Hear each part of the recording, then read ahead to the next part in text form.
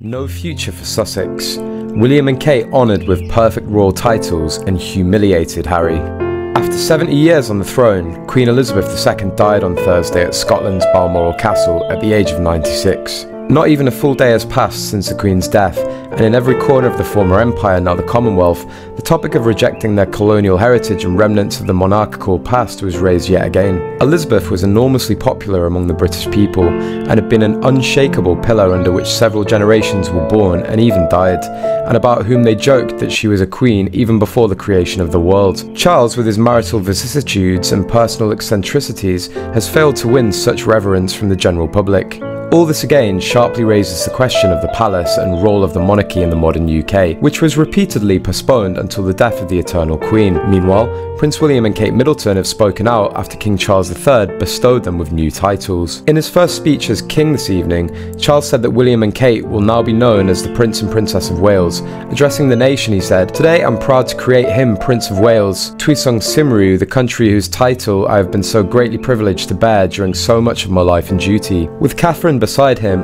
our new Prince and Princess of Wales will, I know, continue to inspire and lead our national conversations, helping to bring the marginal to the centre ground, where vital help can be given. According to a royal source, the Prince and Princess will approach the roles in a humble and modest way. The royal editor, Roya Nicker, quotes the source as saying, "The couple are focused on deepening the trust and respect of the people of Wales over time. Prince and Princess of Wales will approach their roles in the modest and humble way that they've approached their work previously. The new Princess of Wales appreciates the history associated with this role, but will understandably want to look to the future as she creates her own path." Prince Harry has been pictured overcome with emotion as he arrived back in Windsor following the death of his beloved grandmother, the Queen. The heartbroken prince looked distraught as he put his hand to his face in a car arriving back at the Queen's residence in Windsor. It comes after Prince Harry dashed to Balmoral on Thursday evening, having cancelled an appearance at charity awards ceremony in London to join fellow royals who had gathered in the Aberdeenshire residence to be by the monarch's side.